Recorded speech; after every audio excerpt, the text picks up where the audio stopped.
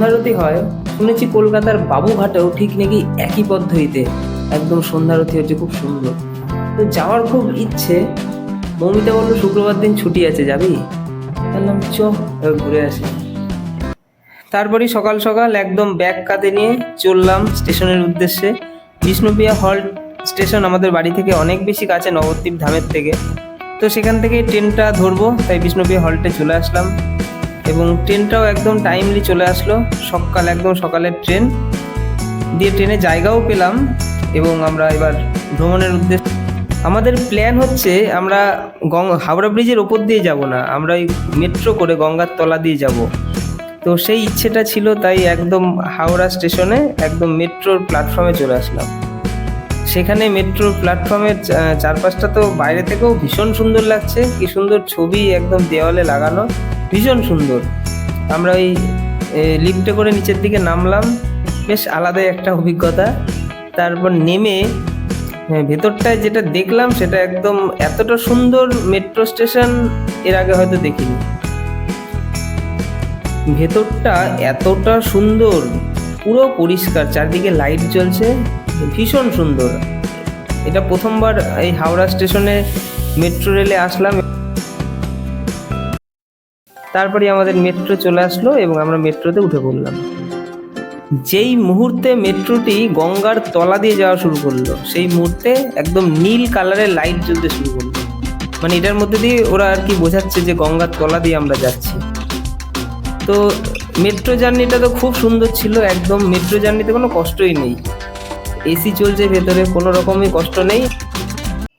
এখানে আমরা এসপ্ল্যানেটে নামলাম, সেখানে আমি একটুখানি ফ্রুট জুস খেয়ে নিলাম, যেটা বাড়ি থেকে এনেছিলাম, বেশ ভালো লাগলো। স্টেশন থেকে বেরিয়ে একটু এসপ্ল্যানেট চত্বরে ঘোরাঘুরি করলাম এবং একটু খিদে পেয়ে গেল, একটা জায়গায় বসলাম, একটু খেলাম আর কি টুকটাক। এবার দুপুরে খাওয়ার জন্য কি করা যায়, জোম্যাটো থেকে অর্ডার করলাম এবং হাজির হয়ে গেল আমাদের বিরিয়ানি। আহা হা হা, প্যাকেটটা দেখে একদম মানে কি বলবো, ছেঁড়ার চেষ্টা করছি, খুবই কষ্ট হয়েছে প্যাকেটটা ছেঁড়া, এত সুন্দর প্যাকিং করে দিয়েছে ওরা।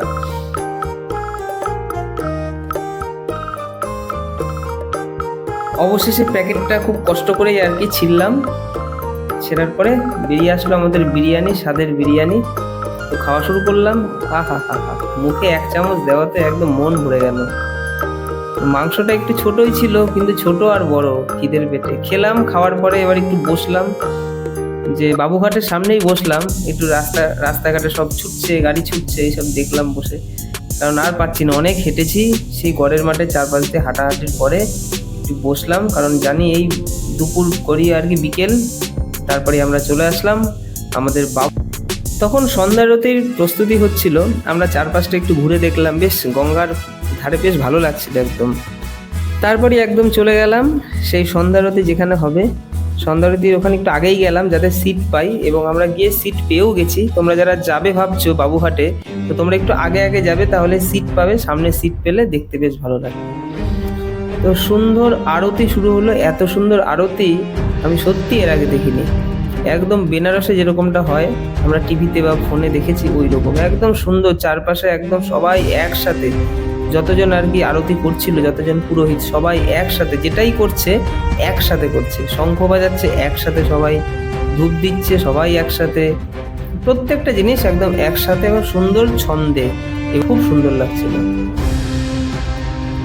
আপনারা যারা ভাবছেন এই বাবুঘাটের এই অসাধারণ এত সুন্দর আরতি দেখতে চান, তো দেরি না করে আপনারা চলে আসুন। আপনারা বিভিন্নভাবে আসতে পারেন, আপনাদের যার যেখানে বাড়ি। আপনারা যদি হাওড়া থেকে আসেন, হাওড়া থেকে আপনারা লঞ্চে করে গঙ্গার ওপর দিয়ে আসতে পারেন। এছাড়া আপনারা বাসে করে ডাইরেক্ট চলে আসতে পারেন বাবুঘাটে। এছাড়া আপনারা মেট্রো করে, হাওড়ায় নতুন যে মেট্রো করে গঙ্গার তলা দিয়ে একদম এসপ্ল্যানেট, সেখান থেকে আপনারা ডাইরেক্ট চলে আসতে পারেন। তো এই বিভিন্নভাবে কিন্তু আপনারা বাবুঘাটে আসতে পারেন, এবং বাবুঘাটের যে গঙ্গার ধার সেইখানেই কিন্তু হয়, আপনাদের কিছু খোঁজাখুঁজি করতে হবে না। বাবুঘাটে আসলেই আপনারা দেখতে পারবেন গঙ্গার একদম এক্স্যাক্ট ধারে, যেখানে একটা স্টেশন আছে, স্টেশনের পাশে এই গঙ্গা আরতি হয়। খুব সুন্দর আরতি, আমার তো ভীষণ ভালো লাগলো।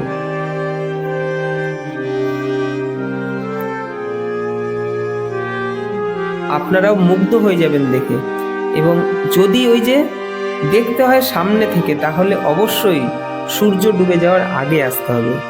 সূর্য ডুবে যাওয়ার আগে যদি আপনারা চলে আসতে পারেন, তাহলে আপনারা সামনে জায়গা পাবেন এবং সন্ধ্যারতি খুব সুন্দরভাবে উপভোগ করতে পারবেন।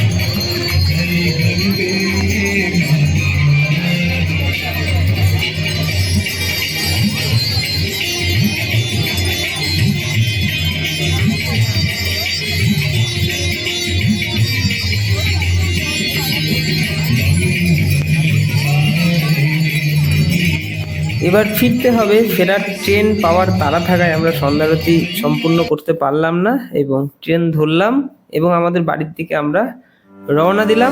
সবাইকে টাটা, বাই বাই।